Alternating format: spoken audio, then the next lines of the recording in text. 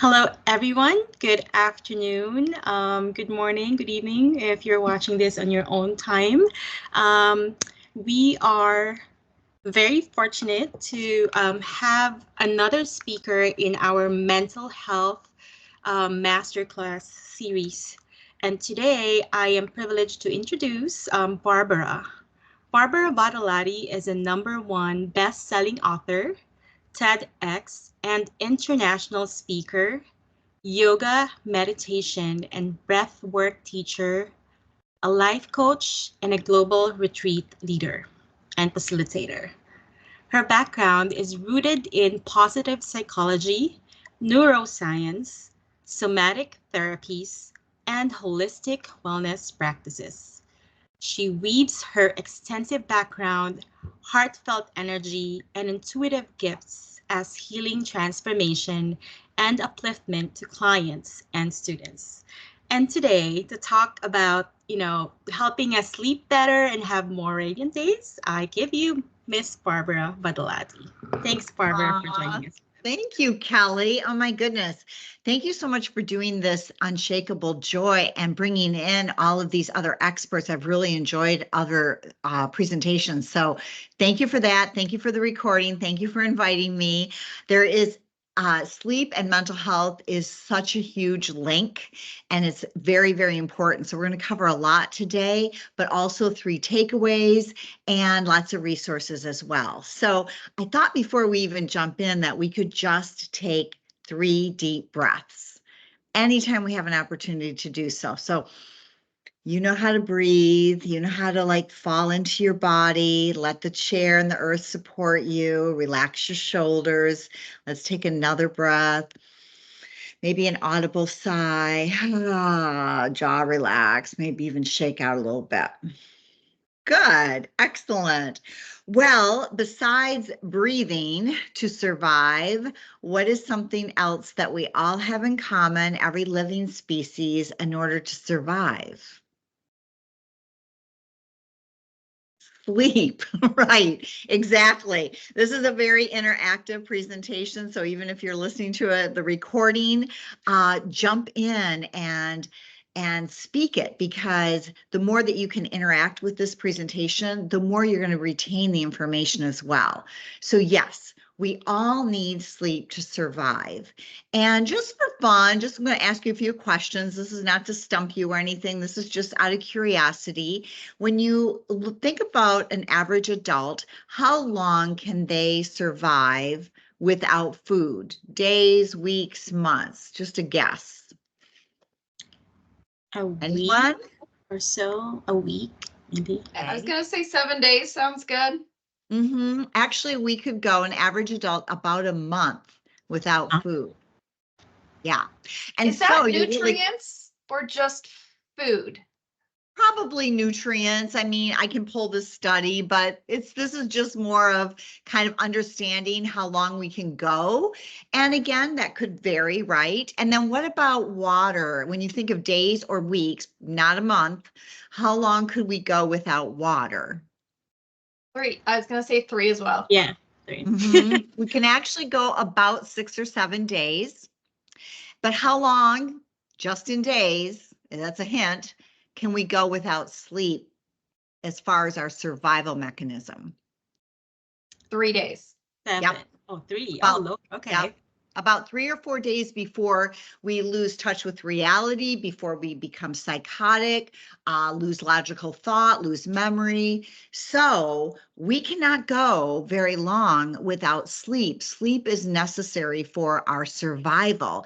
And yet it seems like, especially nowadays, it's the one thing we try to sacrifice or not really pay much attention to. And I want to be able to share with you the link with the brain health as well. So just think back on a time when you didn't sleep well and how your brain and how well you were thinking or remembering something. You just weren't firing on all cylinders, right? Your brain fog. Again, you might have walked into the room and was like, maybe we do that anyway. But sometimes it's because of sleep deprivation. I mean, I've had times where I didn't sleep well and my brain actually hurt. I was like, oh, it kind of hurts. So lack of sleep harms the brain. There's a neurological damage to the hippocampus, which is responsible for learning and memory. If we're not experiencing deep sleep, which is about that third stage, which puts us into a delta brain wave, that deep sleep, that stage 3, which is right before REM sleep or rapid eye movement, that also affects our brain and the brain health, and it increases the development for a toxic protein, which is called amyloid, and that not only kills brain cells, that toxic protein, but also tangles brain cells. And so we're finding more and more research that's saying that that's contributing to Alzheimer's and dementia because of also something that harms the brain. And then just also sleep deprivation, it prematurely ages us and our brain. It can put certain essential structures such as the amygdaloid into a more overdrive, and the Michelle, help me, amygdala.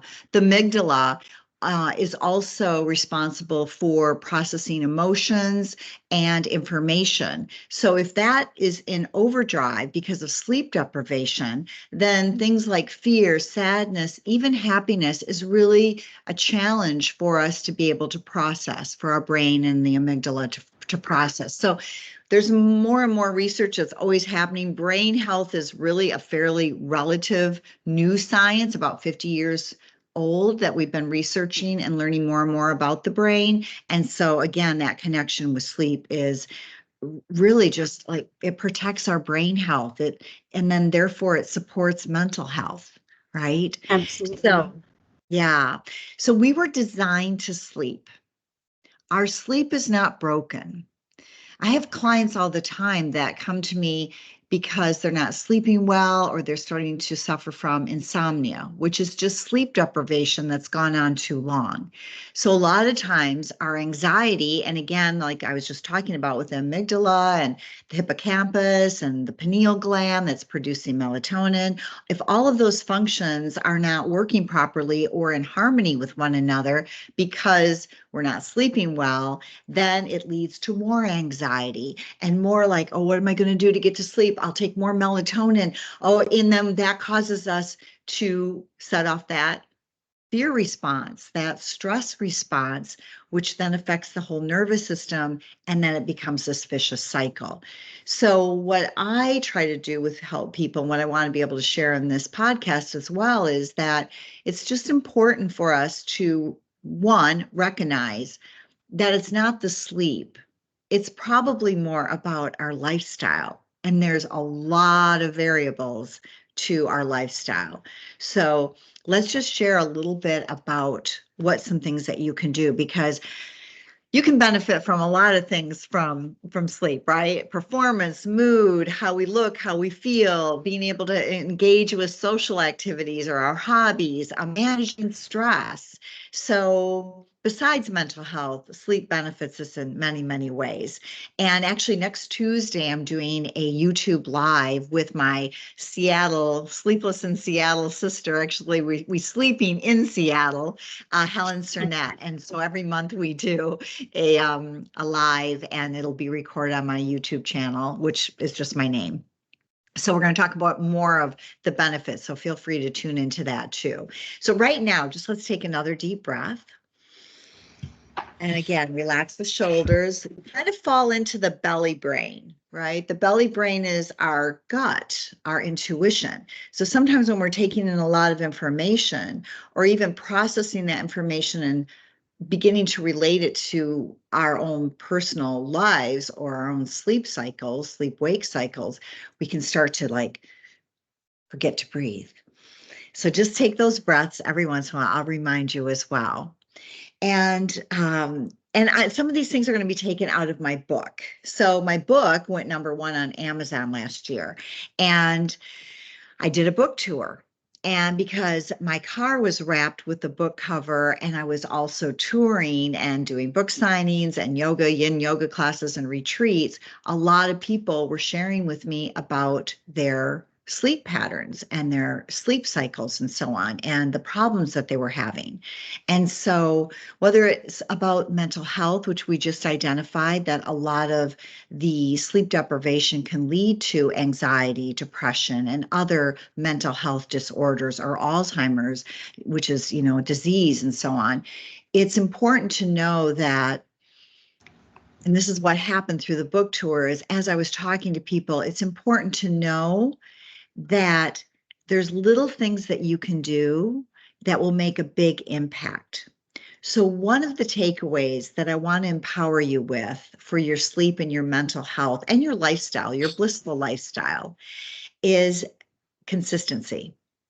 The National Institutes of Health just released a study that says 50%, 56% of sleep can be improved with consistent routines. Now, Kelly, I know you're a mom. I don't know about Jessica or anybody else that's on this, shaking heads. So just think about a child, right? Or even an infant or a toddler. Did you have any bedtime routine or rituals that you did, Jessica, Kelly? What were those that you did with your children? Go ahead, Jessica. They have changed, but I've been pretty consistent from when they were born up until my oldest is 17 right now. And it's a bedtime that's not too late, and it's quiet time, and there's no TVs in the bedroom. Oh, thank you.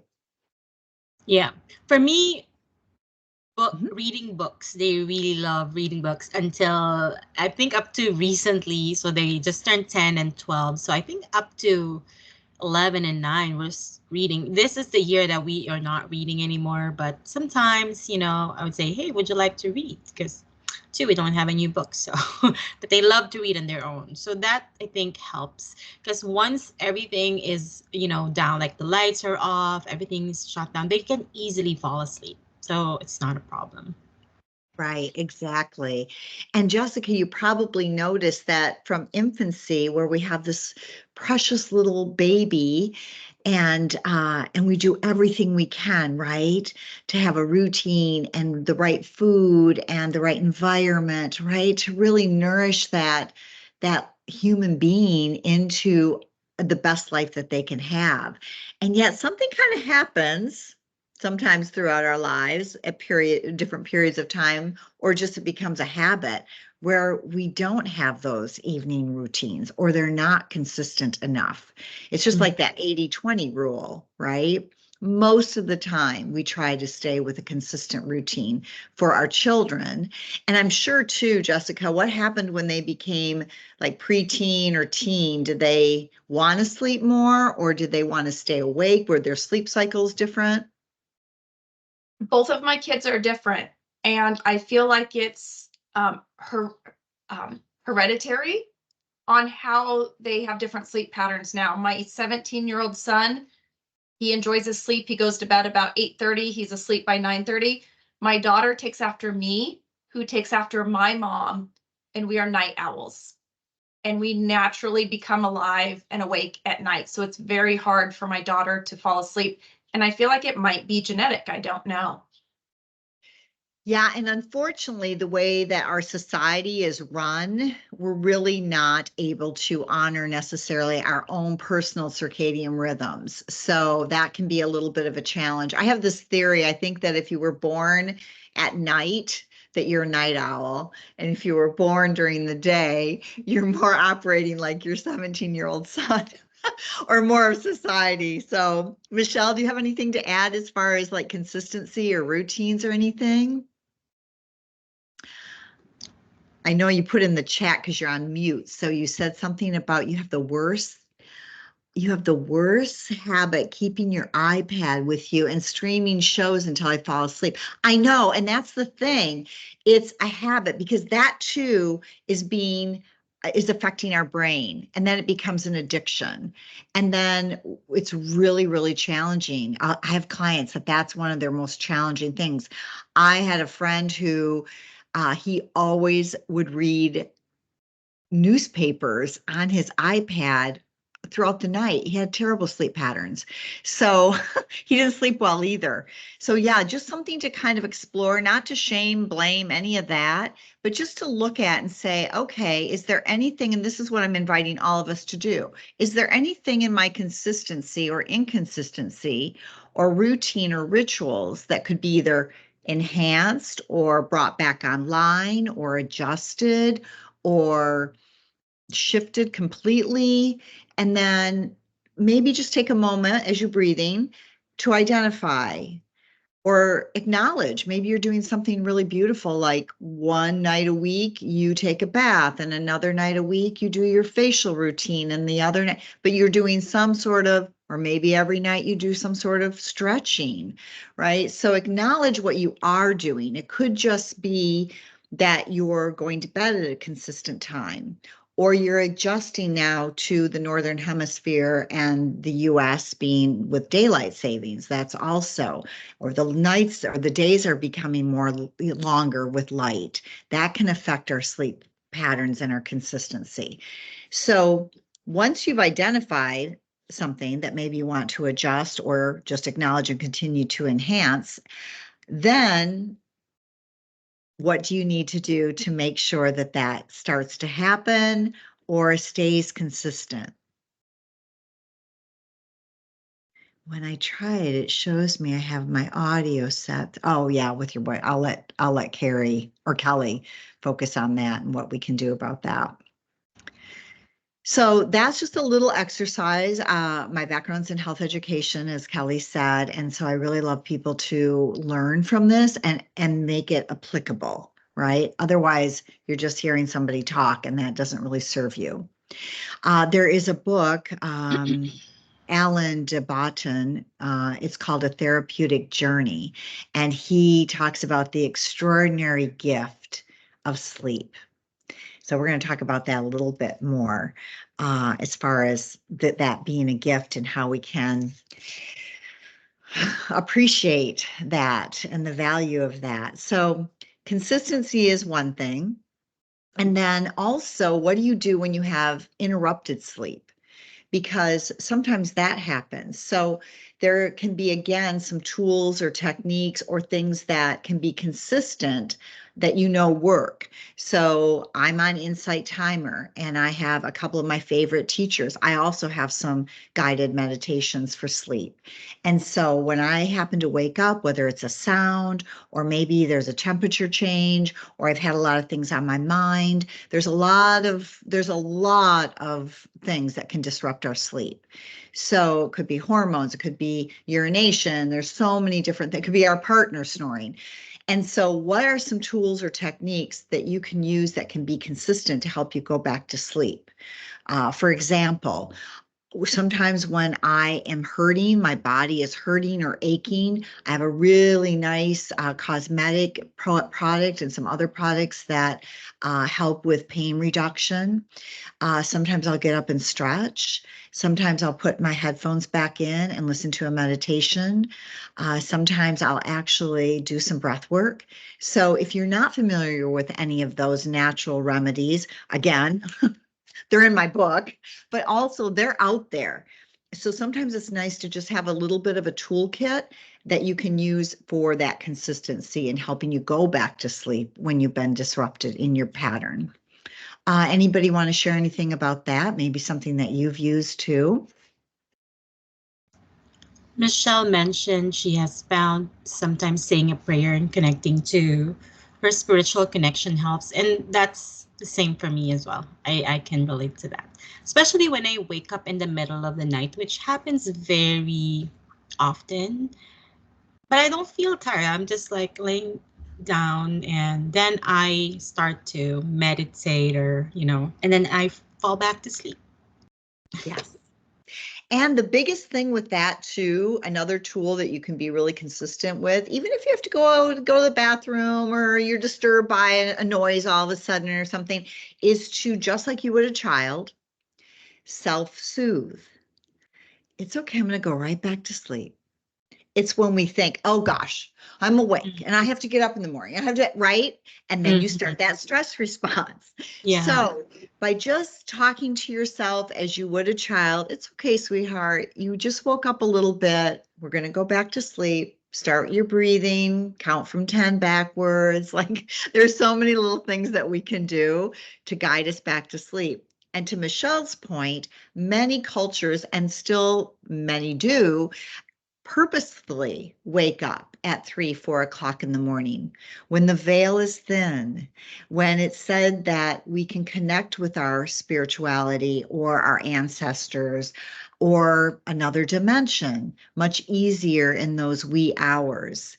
And that's a very magical times. I'm sure that all of us have had that moment where we wake up before the dawn or just at the dawn, when it's very still. It's a really magical, beautiful time.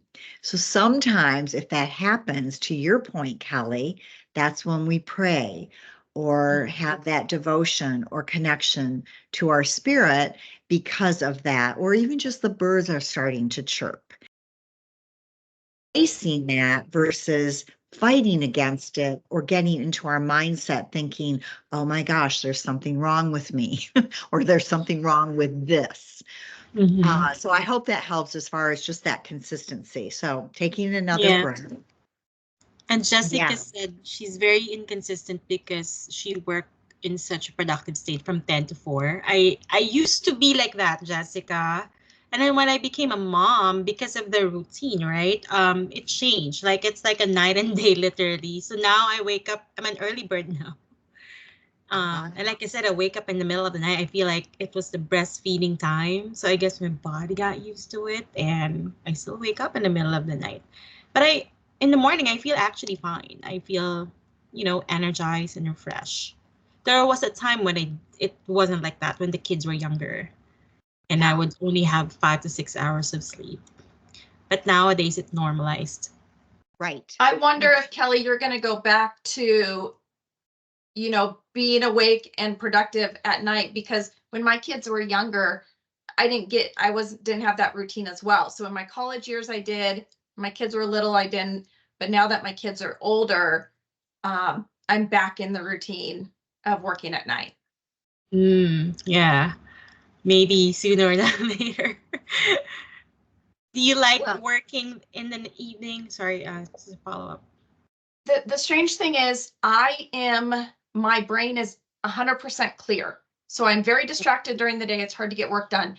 Once it hits nighttime at 10 p.m., my brain is so clear. I don't need food. I don't need water, and I'm not tired. And I just go, and I have to make myself go to bed at 4 or 5 in the morning. And I'm not tired. Yeah, so we're not going to get into circadian rhythms too much, but that is your circadian rhythm. And unfortunately, society and most of our world doesn't operate that way, although we do have a 24/7 culture, which is not supporting our sleep very much. So if you just can navigate your life and honor your circadian rhythms, and maybe even because I do work with a lot of shift workers and with companies that have different shifts, and sometimes just doing a 10-minute restorative pose, a short nap under an hour, those kinds of things during the day, especially when you say, like, I can't quite get everything going, I'm not able to really function fully, that can be your solution. Because the thing that we do know about mental health and our body and all of it is that we do need a fair amount of consistent sleep. So my mother worked third shift so that she could be a single mom and raise us children. And so she never slept more than 2 or 3 hours at a time, day after day, year after year, decade after decade. And unfortunately, she died in her 60s. And I really believe a lot of it had to do with lack of sleep and her body just breaking down. And then I'm in my 40s without my mom, which is one of the things that I've been inspired to be on this path of sleep. So you just have to, everybody has to find their own solutions. And there are lots of different solutions because you're listening and honoring your own self. You know your rhythms, you know your work schedule, you know your family life, you know better than anybody.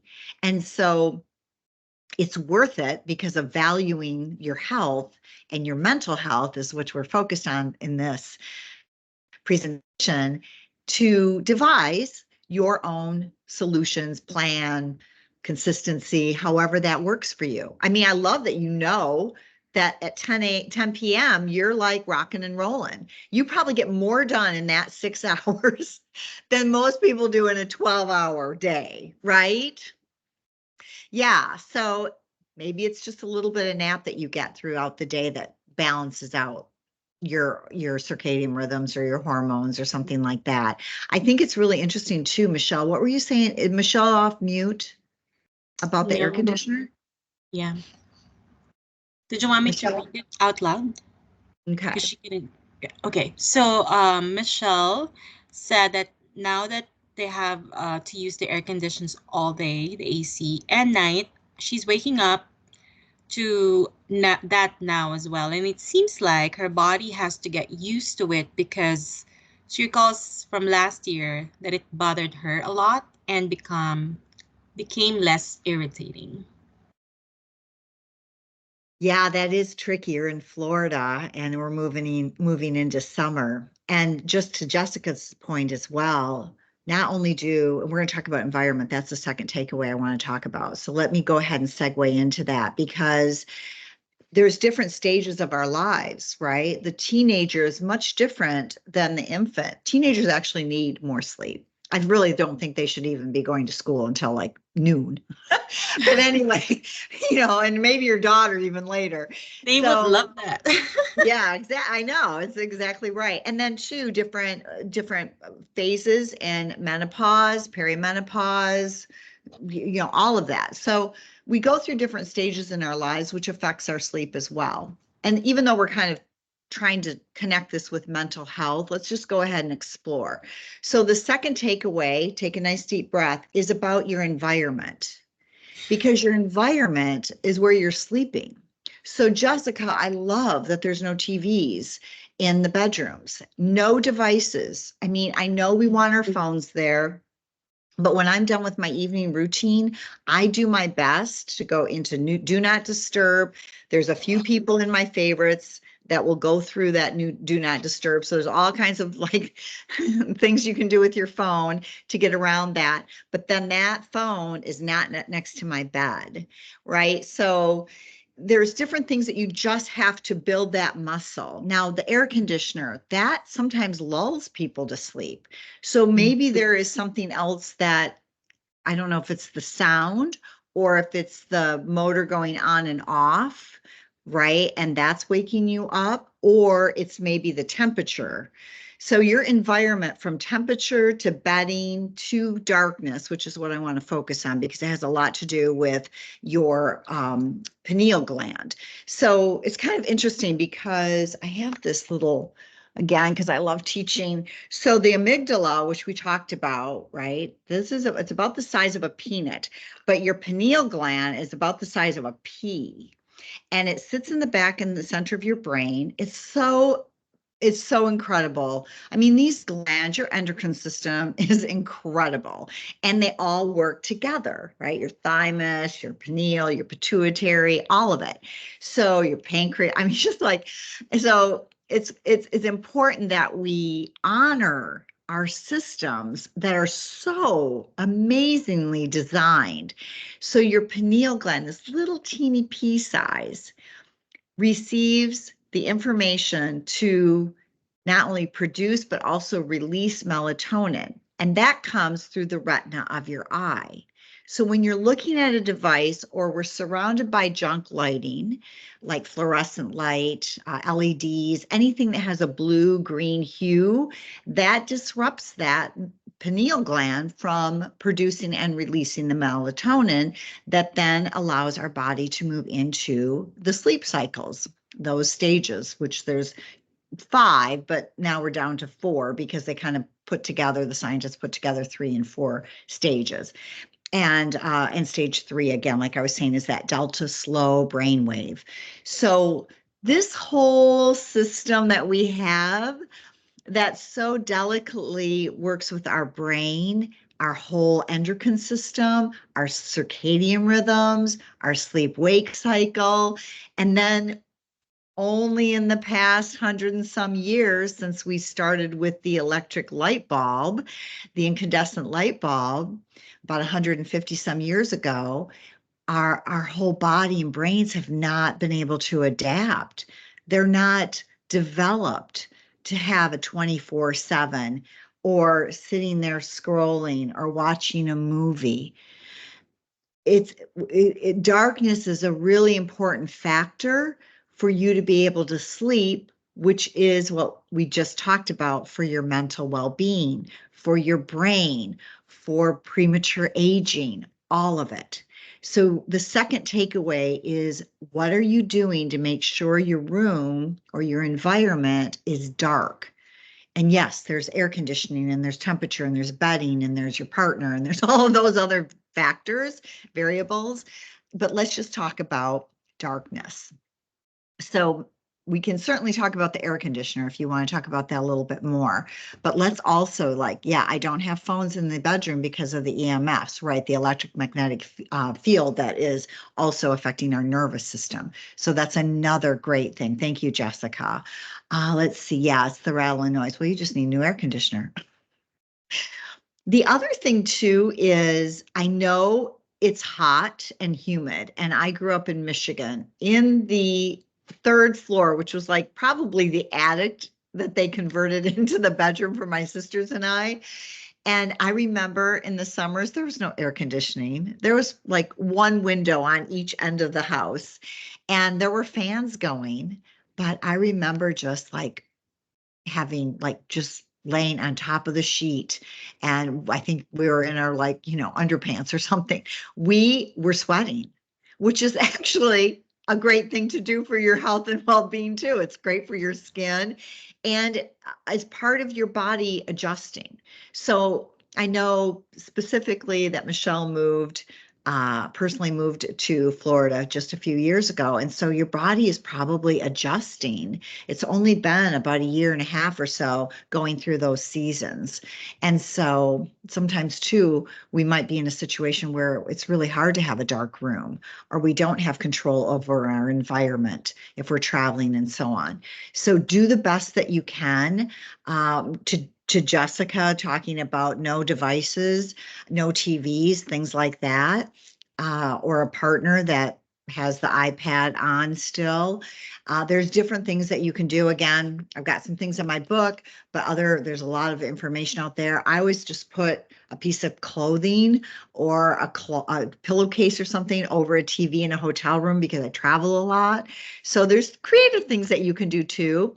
And then just like darkness is important to help us fall asleep, waking up with light then turns off that melatonin and boosts serotonin and boosts the cortisol that we need to get going with our day. So people that are in shift work and then they're off for 2 or 3 days and then they got to go back to a 3rd or 2nd shift, that's really an adjustment as well. So when we can use our darkness and light to help our bodies and readjust the systems, that can really help. Or jet lag when we're traveling.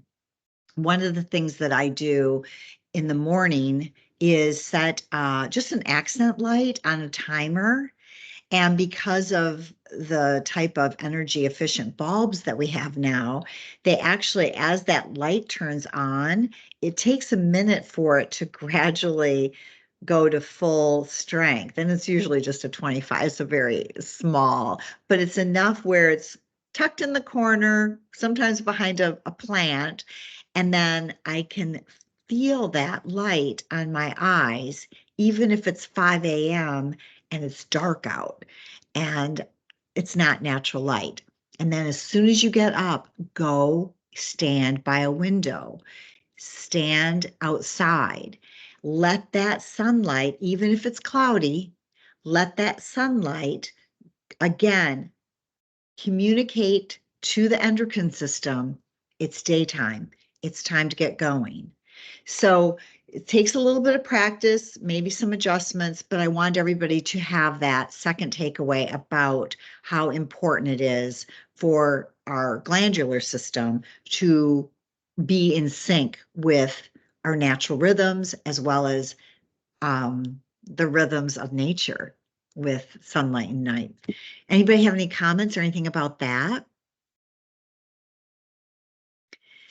So I just want to say too, the reason why we want to honor the pineal gland as well as the other glands is the pineal gland also is linked to strengthening our immune system. It promotes bone health. It regulates the other endocrine system, even our sex hormones. So I just want to make sure I had that down in my notes. I want to make sure I had that. So there is that. And then the third takeaway, because I know we're coming up to our time, take another breath, is to value sleep. Anything that we value, we usually take care of, right? If we value our health, we will prioritize our workout or having enjoyment, pleasure, or sleep, or eating well, right? All of those different things that are on the wheel of wellness. So I talked a little bit about my mom because she valued as a single mom to be around during the day so that she could be there for our homework and participate in school activities. And yet she was not able to really give herself the sleep that she needed to value her health so that she would still be with us, even though she raised us and we're all doing well, my siblings and I. We don't have our mom around. So part of it is also balancing, right? There's a lot of things that we may value in our life, and yet we may sacrifice sleep, like my mother did, so that she could work, take care of us as well. So that's just something to explore. We've all done the value exercise and what are our top 5 values and so on. And we may not think of sleep as something that we can value, and yet I do know that perhaps with this information on mental well-being, that maybe sleep can be a little bit more in that value of health category. And also just recognize that life happens and different stages of our life happen, and that we may not be able to get the sleep or the quality sleep, but that might be where we do that 10-minute restorative pose. So continue to add to your tools and your techniques and that little toolbox that you can pull from when life happens and you might not have as much sleep or the quality sleep that you require. And I think that's just about everything that I wanted to chat about in this presentation. And I'm open to any questions. We did really well in our timing. I want to make sure everybody takes a deep breath, and that Kelly, you can also share what's coming up next. Yes. Thank you, Barbara. We have one question, a follow-up on the 5G from Michelle. Do you have any suggestions on how we can, or for resources on how we can kind of like, I don't know, protect us or shield us from that if it's everywhere? It's everywhere. And also there's this whole thing about like the conspiracy of it, and so on. And there's nothing we can do about it, right? It's just the technology is just going to continue to advance us. And just like everything, there's always good in something. So there are things like grounding mats. There are grounding mattresses. I have a grounding mat. It's not very big. It's about 3 feet by 2 feet, and I stand on it when I'm working. So if you can go outside and even ground in nature, nature's pretty incredible. Nature, just like our own natural systems, are designed to support us. And so Mama Earth is also going through her transformations as well as we're continuing to bombard her. And yet there is a great wisdom in our earth. And so grounding would be a really helpful thing to distribute some of the EMFs that you're picking up on. And then just reduce, right? Reduce. We're just like we learned about plastic. Remember when we were all drinking out of plastic, and now we have plastic that doesn't have the BF, right, exactly. A straw.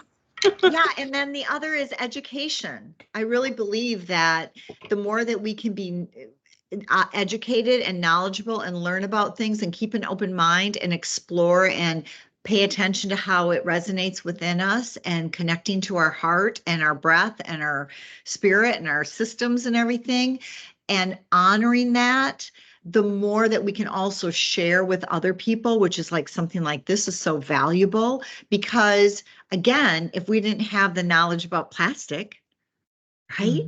And now, I mean, I just heard about Billie Eilish and and they're like, concert goers are now having reduction in plastic bottles, right? Because it was like, what are we doing with this in our earth? So the more that we can be educated, educate one another, help one another, resonate with our own internal systems and be guided that way as well, I think that we can really be on the right path to not only things like reducing EMFs. Some people don't even know what that means, right? So just maybe even sharing that, or just being present with people, and having this on your nightstand or something can help someone else too.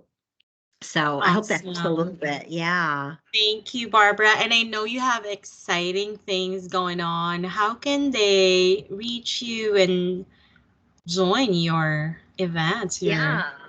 So the BarbaraBadolati.com, you can buy the book. I'll sign it and mail it to you. You can, there's a whole Sleep Blissful bundle that has evening wind down videos and morning rituals and restorative poses and so on. So that's available. I have a link and it's on a sale right now.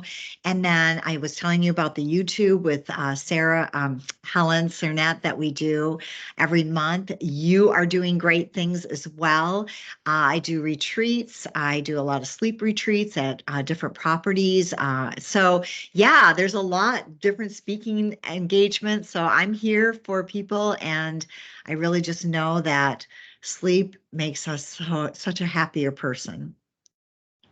Couldn't agree more. Thank you so much again for sharing us your nuggets today. All these strategies are really valuable for everyone. We all need sleep, right? So thank you very much. And everyone, to our guests, thank you for joining us live. And to those people who are watching us on the replay, thank you. And if you have questions, you can reach out to me at kelly@happyme.yoga or Barbara's IG account and on her website, barbarabadolati.com. Take care. Kelly, and what's happening next week? And of course, thank you for reminding me, this is an ongoing series and we have 4 more speakers and one of them would be Michelle. So every Wednesday at 1 o'clock live, except the 29th, which is 12. And I'm going to send an email to remind you all about that as well. But it's the same link. If you got in today, save this on your calendar. Again, thank you so much and have a wonderful day and a restful sleep. Thank Did I say you. good night, everyone? Bye. Bye-bye. Thanks, ladies. Bye-bye. Thanks, Barbara. Thank you.